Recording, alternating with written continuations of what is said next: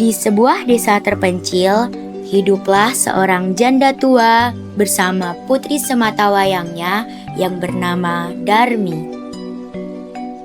Semenjak suaminya meninggal, sang ibu harus bekerja keras sebagai buruh tani untuk mencukupi kebutuhan hidup mereka.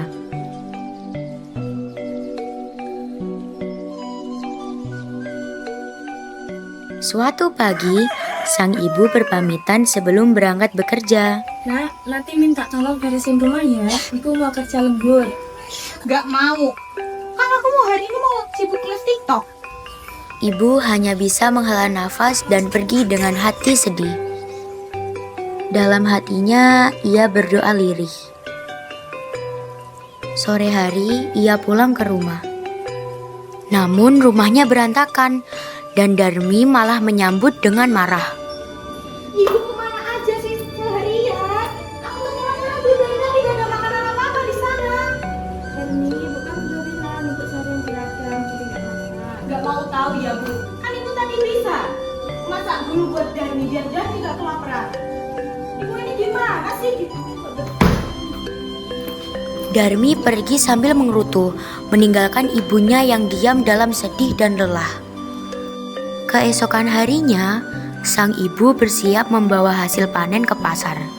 Besok ikut ibu ke pasar ya nak, bantuin ibu bawa hasil panenan dari ladang. Gak mau ya bu. Darmi gak mau ikut ibu ke pasar.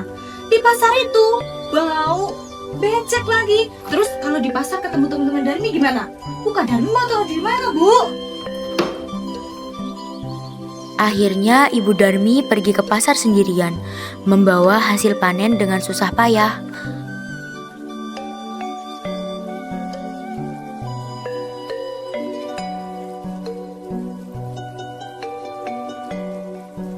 Sore harinya, ia pulang dengan uang hasil jualan. Melihat ibunya yang menghitung uang, Darmi segera mendekat. Beliin Darmi skincare dong bu. Iya ibu belikan. Bisa ikut ibu ke pasar ya, biar gak salah pilih. Gak mau. Kok di pasar sih? Terus kalau nggak di pasar gimana nak? Ya di mall lah bu. Tapi kalau kita ke mall kan kita nggak punya transportasi. Kita ke pasar aja ya. Enggak, pokoknya Darmi gak mau ke pasar. Di pasar itu bau becek lagi. Pokoknya Darmi gak mau ke sana. Darmi anakku sayang, kamu jangan menuruti gengsimu. Kita ke pasar aja ya. Enggak. Pokoknya harus ke mall. Dan kalau nggak sekarang ke mallnya, ya besok. Itu titik. Ibu Darmi hanya bisa diam. Hatinya sedih melihat anaknya yang keras kepala dan tak tahu berterima kasih. Keesokan harinya, Darmi menelpon temannya untuk meminjam motor. Halo, mau lu bawa kemana? Ya udah deh, lo ambil sekarang. Nih, ini motor lu. Iya, Gue bawa ya. iya bawa aja.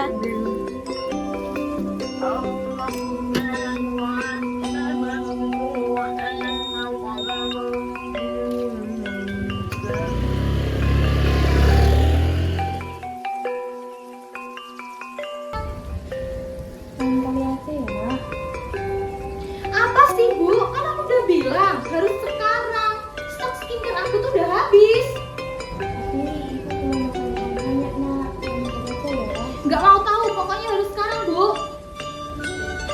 Ya udah, ayo sekarang. Nah, gitu dong. Terus kita mainnya gimana? Pakai apa? Udah gampang. Aku udah pinjam motor temen kok. Tapi aku nggak mau ya buat cek ibu. Terus itu pakai apa nak? Gampang aja nanti kan bisa pesen ojek online. Ibu Darmi hanya mengangguk lelah, mengikuti keinginan anaknya. Ibu, ayo.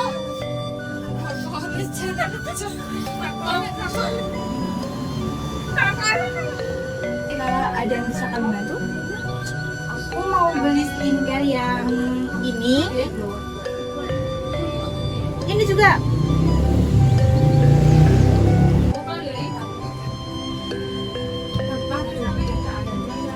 Baik kak, totalnya udah bisa 7.500 ya. Kris atau cash? Darmi, kamu kok banyak sekali nak belanjanya? Ya terserah Darmi lah bu. Ini kan buat kebutuhan Darmi juga. Mbak, ini ya duitnya cuma segini. Maaf ya kalau saya nggak cukup. Sisanya besok saja ya. Saya janji nggak telat kok. Ya udah deh Mbak. Ini Terima kasih ya, Mbak. Sesampainya di rumah, dari kejauhan tampak teman-teman Darmi membawa banyak tas belanjaan. juga nih. Iya dong. Ini bulu dan. Ini. Bukan nih, ini pembantuku. Hah? Itu bukan ibu lu? Kira ibu lu soalnya mirip banget. Mana mungkin ibu gue jelek, terus kusem, dikit lagi. Gak mungkin lah. Pembantuku kali. Oh, kirain ibu lo. Ih, bukan kali. Nak, kenapa kamu bilang kepada teman-temanmu kalau ibumu ini pembantu? Aku tuh malu ya punya ibu kayak ibu itu. Udah jelek, dekil, hitam lagi. Mana cocok jadi ibu Darmi. Ibu Darmi hanya menunduk, menahan air mata yang hampir jatuh. Ibu Darmi sangat sedih dan kecewa atas perlakuan anaknya, Darmi. Ya Allah, hamba sudah lelah dengan perlakuan anak hamba. Tolong buat dia menyadari kesalahannya sebelum terlambat. Musik sendu mulai terdengar. Langit tiba-tiba menghitam. Angin berhembus kencang, petir menyambar. Darmi menjerit kesakitan. Tubuhnya mulai kaku, dari kaki naik ke seluruh tubuh. Tubuhnya sudah membatu.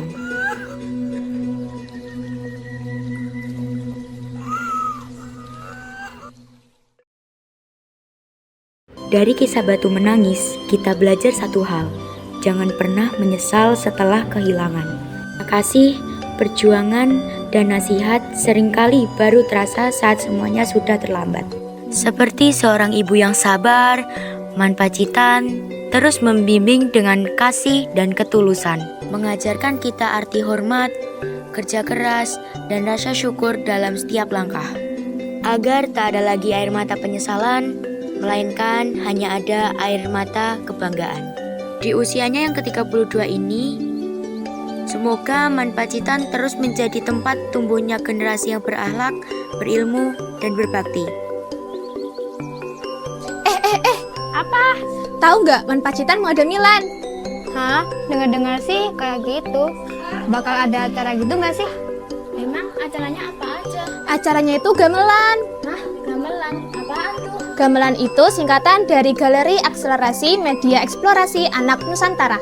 Oh, jadi kayak pameran film gitu ya? Seru kayaknya. Emang kapan acaranya? Acaranya di tanggal 25 Oktober 2025 di Gedung Gasibu Pacitan. Gas nggak sih? Gas!